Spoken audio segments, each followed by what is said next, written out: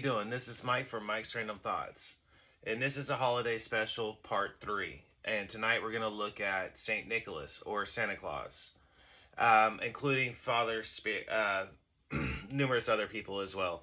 I want to put a public disclaimer out there that I couldn't include every single thing that I found, or this would be like easily a 3-hour long episode.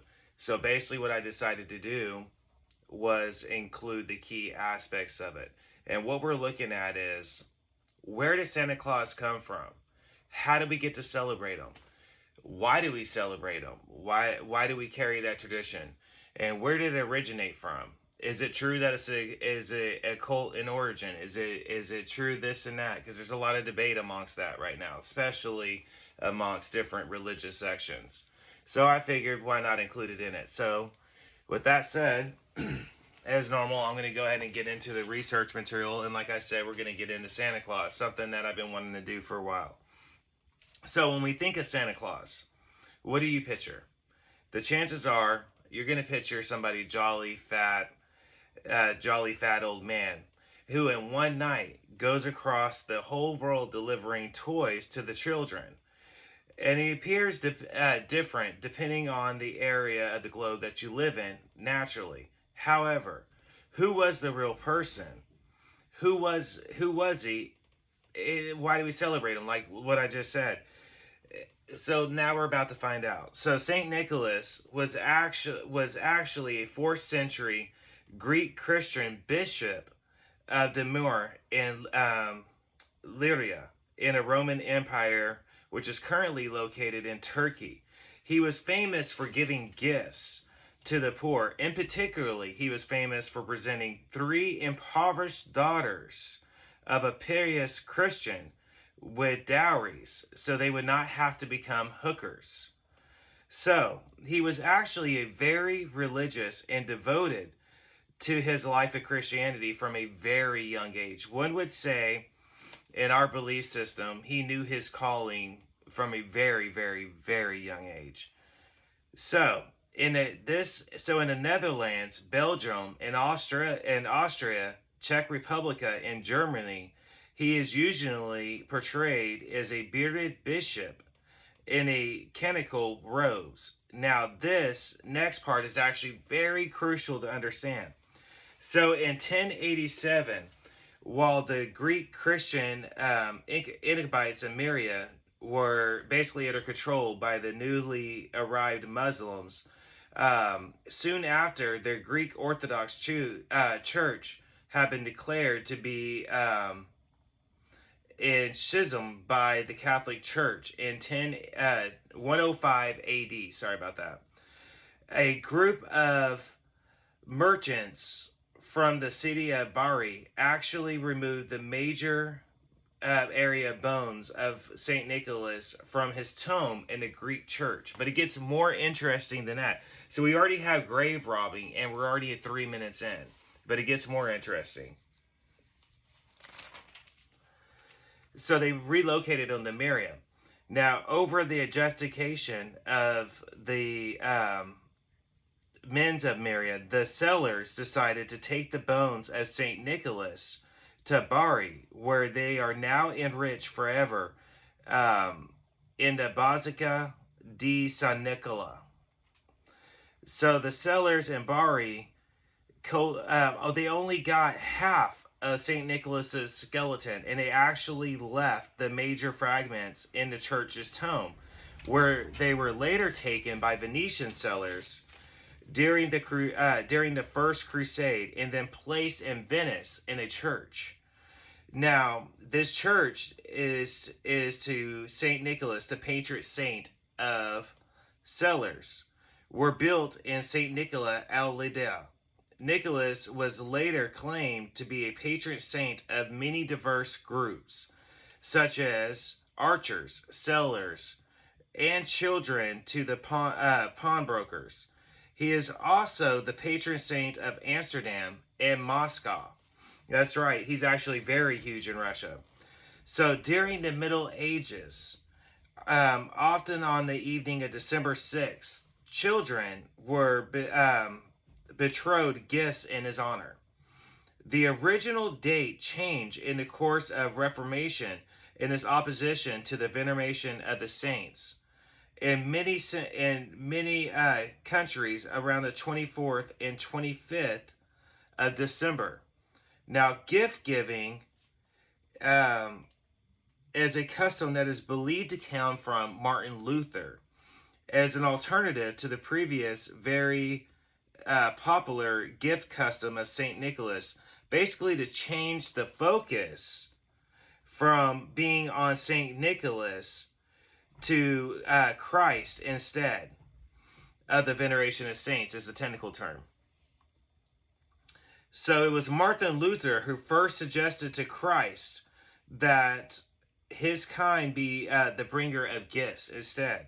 However, St. Nicholas remained popular gift bearer of the people. So basically, what happened was Martin Luther wanted to focus on Christmas, on Christ, and gift giving, as I stated in the previous episode on Christianity in this series, is the crucial focus. We focus on the wise men giving gifts to Jesus as well as the shepherds. And that's what Martin Luther was doing there. So now Father Christmas usually dates back as far as the 16th century in England during King Henry's reign. When he was pictured as a large man in green of scarlet rose, and he was actually lined with fur. So Father Christmas is typically said to be the spirit of good cheer at Christmas, bringing peace and joy and good, and normally associated with good and wine and like revelry. So as England no longer basically accepted the saint day of Saint Nicholas. So on December 6th, the Father Christmas celebration was moved to December 25th to happen as the same day as Christmas Day. So the Victorian revival of Christmas actually included Father Christmas as the emblem of good cheer. His physical appearance was variable, with the famous image being John Leech's illustration of the Ghost of Christmas Present in Charles Dickens's festive classic, A Christmas Carol, which, by the way, is one of my favorite Christmas movies. No matter what version it is, I'm always down to watch A Christmas Carol. So, in Belgium and Netherlands, the character of Santa Claus actually competes with... this next part kind of tripped me out for a minute. So, in Belgium and Netherlands, the character of Santa Claus actually competes with Sinterklaas, which is based on St. Nicholas and Santa Claus, is known as Donkerstom in Dutch, the Christmas man, and Père Noël, Father Christmas in French. So prior to the characterization, the Germanic people included in English celebrated Yule. With the Christianization of the Germanic Empire, numerous traditions were observed, from Yuletide celebrations into modern Christmas.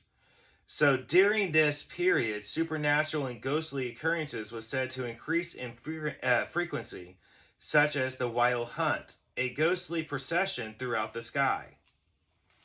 You guys are starting to get it now, right? So bear with me.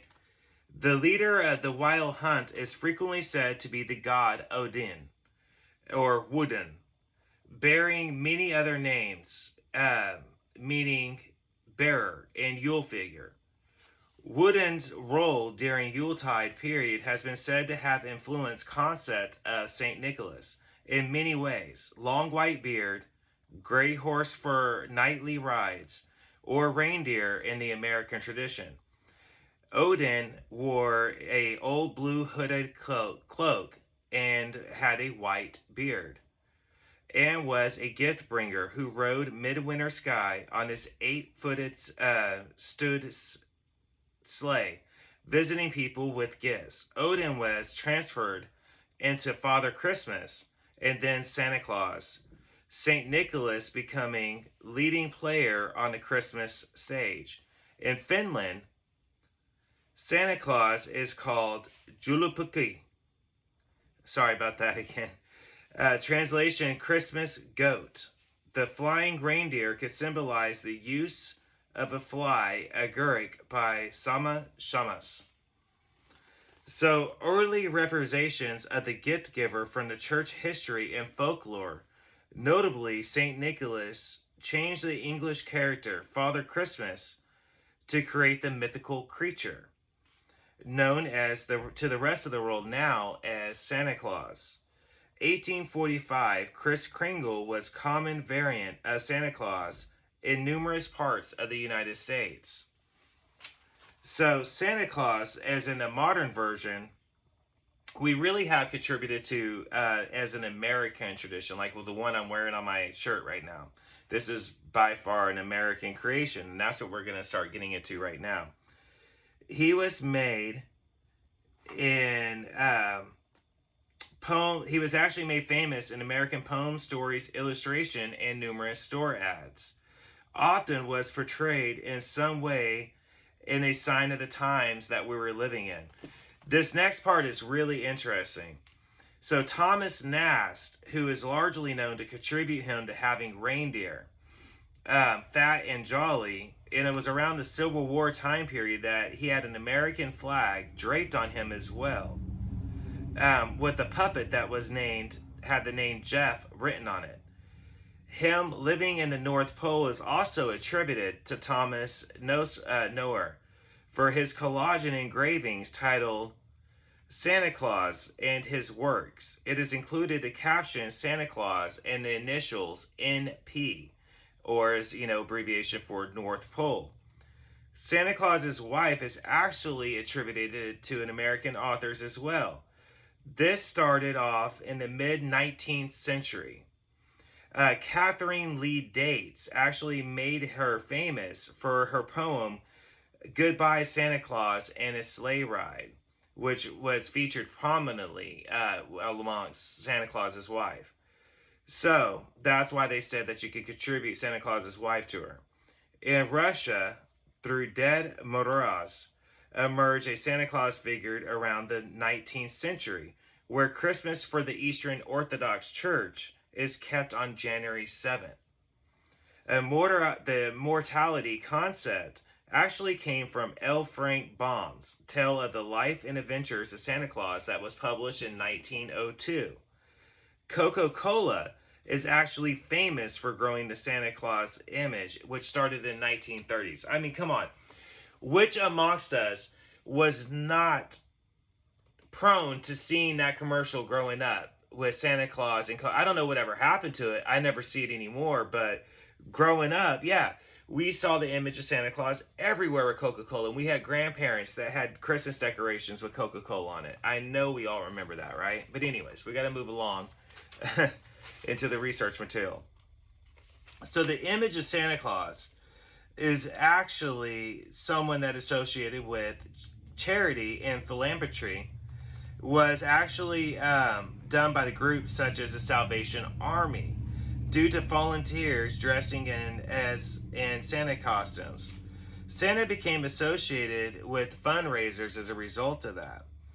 Charles W. Howard in 1937 actually played Santa Claus in a department store ads and parades as well. Some of the very first Christmas parades was attributed with him. Also was established was Charles W. Howard Santa School, which is still the oldest Santa Claus school running. If my memory serves me right, that school is actually located in what state was that? Colorado. It's the oldest Santa Claus school where you can literally go to school to become Santa Claus, which is interesting if you think about it. So chimney and the Santa going through it actually is shared by many European seasonal gift givers in the pre-Christian Norse tradition.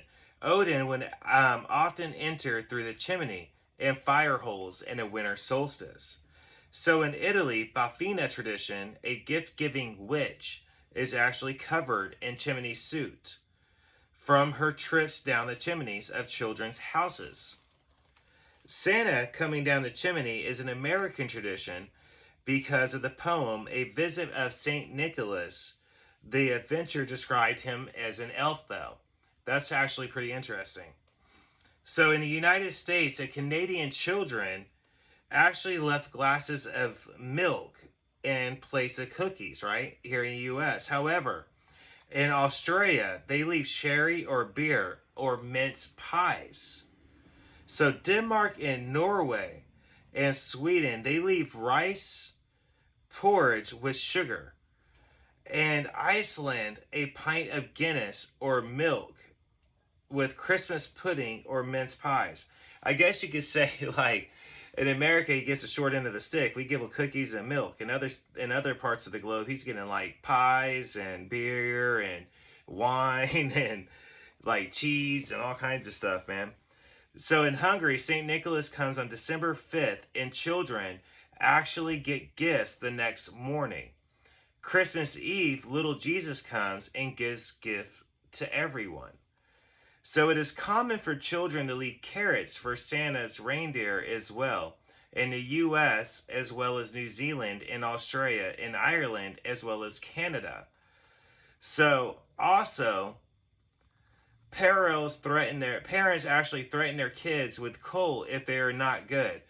Although that practice is actually starting to die off by many people are stating.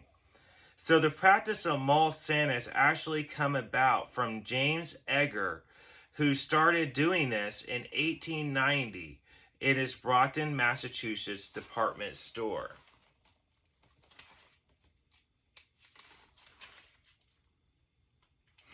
Okay, so like I said, I try to pack as much as I can in there, the brief concept of Santa Claus and where he came from.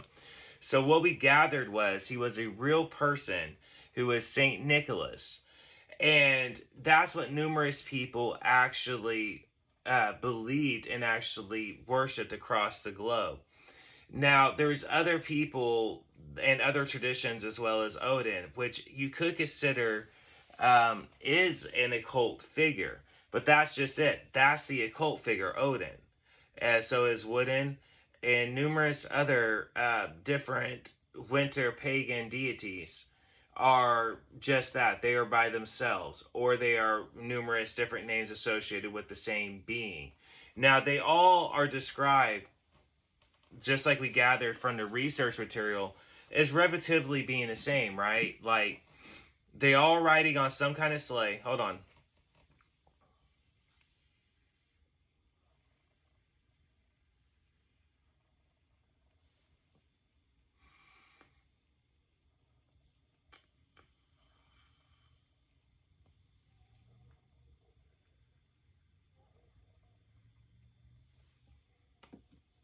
Sorry about that. So, anyways, they're all riding on some kind of sleigh. They either have deer or they have some type of horse. Normally, a horse in Europe, deer in America, Canada. Um, and Santa Claus does appear different depending on the different areas of the globe. In actuality, if I included it all, like I said, it would be a 3 hour long series. For instance, in Asia, he is actually, I forget the actual name they have for him, but he is presented very differently. As well as in India, he's presented very differently. He's presented differently every part of the globe that he's at. And we keep running into this throughout the whole Christmas special, don't we? How different cultures will describe him in different ways. And naturally, whenever different faiths were developing amongst these different regions, some of those concepts were actually what is commonly called adopted into other faiths. They took the concept and they put a different faith twist on that. They did this both to get converts as well as participate in a community. It was a way for the church or different types of faiths amongst the time to actually mingle with the community without actually offending them. It was a way for them to do that. It wasn't them partaking and participating in pagan ceremonies, is what a lot of people actually would have you believe. A lot of people want you to sit there and actually believe that you're sitting there your whole childhood. You were actually participating and different pagan beliefs. Now, we've encountered this throughout this whole series. From Jesus's birth, there's been a huge debate over the birth of Jesus. That's why I included the very first segment on my faith, which is Christianity, and Jesus's birth and the actual birth timeline when he was born. But the reason why we actually celebrated on December 25th, I also annihilated the argument of how we're worshiping it in a pagan way. And the easiest way to do this is by the concept of there's no actual knowledge of what they're doing. For us, it's different. It's about family tradition and the Christian concept of it. To others, it might be something else. So what I'm saying is, without intent and desire, they're not actually participating in the ritual itself, because they don't even have a clue what they're doing. No knowledge of it whatsoever. So you can't even argue with the blind concept with that either, because that wouldn't work either. So basically, what a lot of people are doing is trying to take something and dissecting it and trying to create Swiss cheese with it and holes in it, which is done to create doubt in the person's faith and concept and what they're doing in their traditions. They don't want you to enjoy your traditions. So it's easier for them to try to say, aha, what about this? But you didn't know about that up until that point, right? So you weren't participating in some demonic ritual or some pagan ritual, because you didn't even have a clue about anything anyways. And that's the whole point of this series. People are twisting things to try to fit their political narrative.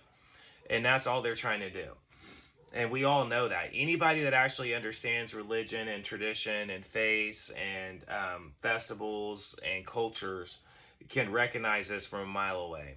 It's people taking different parts, and even worse than that, a lot of it, a lot of it is just arguments that's been restarted from centuries ago.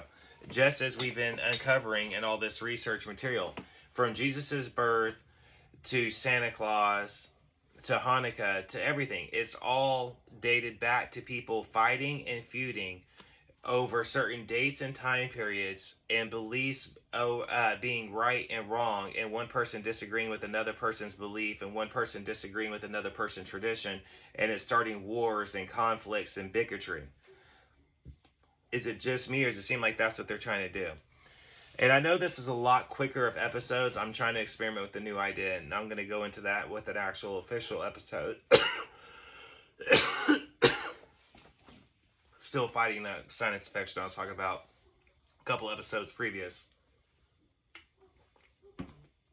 But I did want to touch bases on Santa Claus, on where it originated from. Like I said, he was a real person. He really was a saint. He knew he was actually a saint at a very young age. He didn't know he was a saint. Let me rephrase that. Sorry, I'm tired. He knew his calling. He knew that he was a devout Christian. They said from a very young age. You're talking from like 9, 8 years old. He was a devout Christian. Like, he fully walked that line in every aspect of who he was. Like his bones, his mind and his body, his soul, they said was all devoted to God and his faith. He devoted his whole life to charity. He devoted his whole life to helping out other people. He did more than just give you your shirt off your back. St. Nicholas went far and beyond that. So what happened was, again, people created hybrid beliefs. You already had Father Christmas in play. Father Christmas, like we found out, was contributed to what? To Henry VIII. But why was it contributed to Henry VIII? Because Henry VIII was crowned king, I believe, around Christmas time, if memory serves me right. As well as the fact that he had an official portrait come out around Christmas time where he was wearing a green outfit and a fur. And people referred to him as, because he was a fat king, and he was known to be jolly laughing when he wasn't cutting off his wife's heads. But that's for a different episode. But anyways, uh, they called him Father Christmas. Now, farther than that, what made that even go farther than that, like the research material showed, was Charles Dickens' Christmas Carol, which is one of my favorite Christmas stories. Like, that's like my number one holiday favorite movie. But anyways, Charles Dickens is responsible for Father Christmas re-emerging, basically.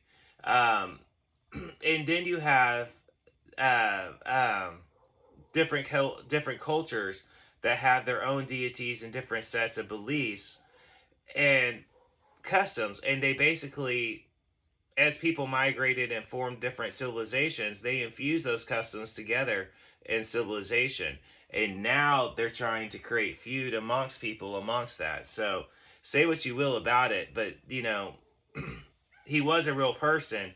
Now the way that we attribute him in our celebrations is completely different. However, like I said, America really can be held fully the ones responsible for Santa Claus being popular. Though they said that when I was doing research, they said that Santa Claus drastically died off, and a lot of people started going back to either their straight up, if they were Puritan or Christian, it was a very much a Jesus centered time of year. And they really frowned on partaking in any type of festivals outside of church activities back then. But when he got to America and people started selling in America, and America being a melting pot, and we had so many different cultures coming back, and we've seen that in this as well, with the emergence of the Christmas tree and where it came from. We have that contributed to largely to Martin Luther, which we found out in the first part of this series, as along with the German and like Danish or like Amsterdam population, Dutch population, and German population that brought that custom with them, and that's where that actually is where it came from. Along with in the UK, the Christmas tree became popular there because of a German-born queen.